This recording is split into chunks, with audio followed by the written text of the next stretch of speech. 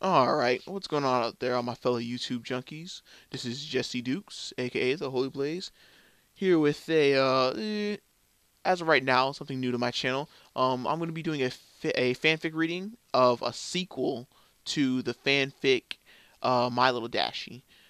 And my main inspiration for this is, everyone knows, that the fanfic My Little Dashie is such a good fic. I mean, sweet Shining Celestia, it is such a good fic.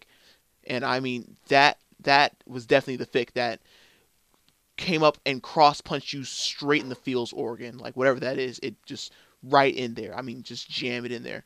And with that, I started looking for different, My Little Dashie sequels and stuff like that. And this one definitely stands out by far.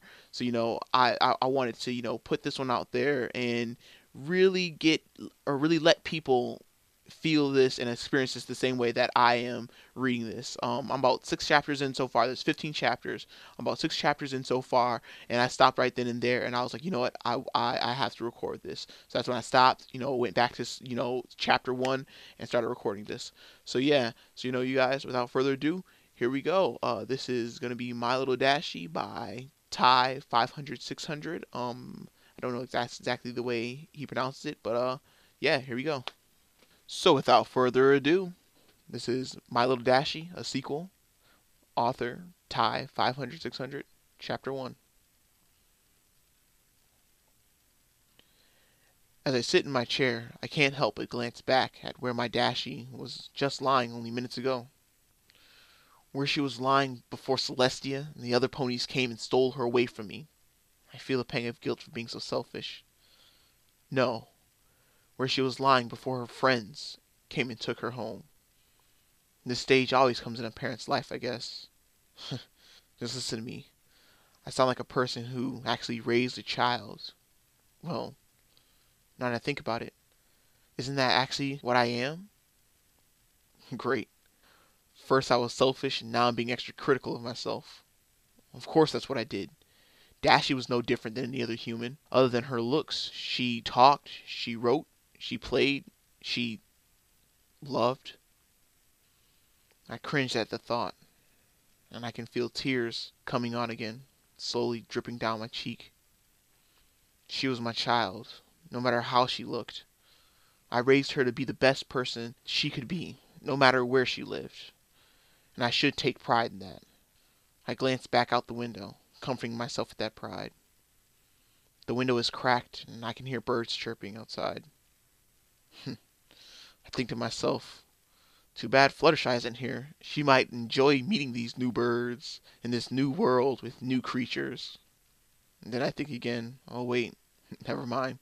The animals here really are no different than the ones in their world. In Dashie's world, I should say. Clouds are starting to form overhead now, and rain is coming, I assume.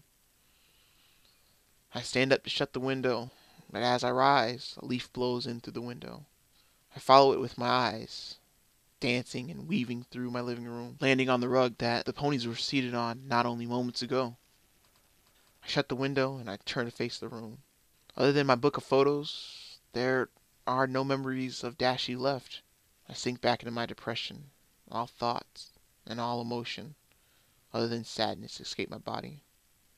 Just standing there, I collapse in on myself, remembering all that I could about my little girl.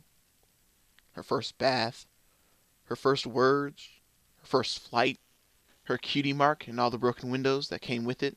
At that thought I smile a little, but it's quickly removed and wiped away from my face. I don't know how long I stood there, just remembering.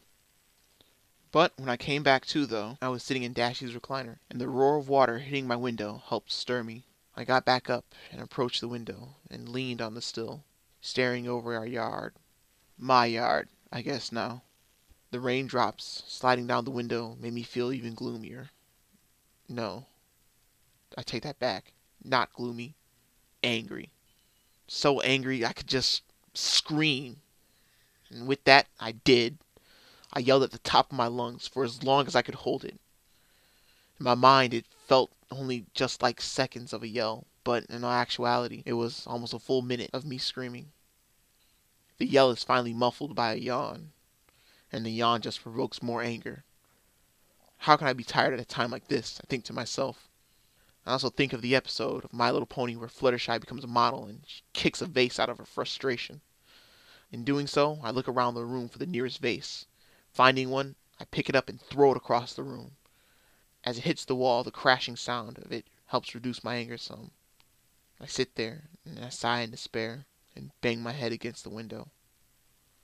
I told myself I wouldn't get angry. I told myself I'd be happy for her. After all, every parent must say goodbye to their child.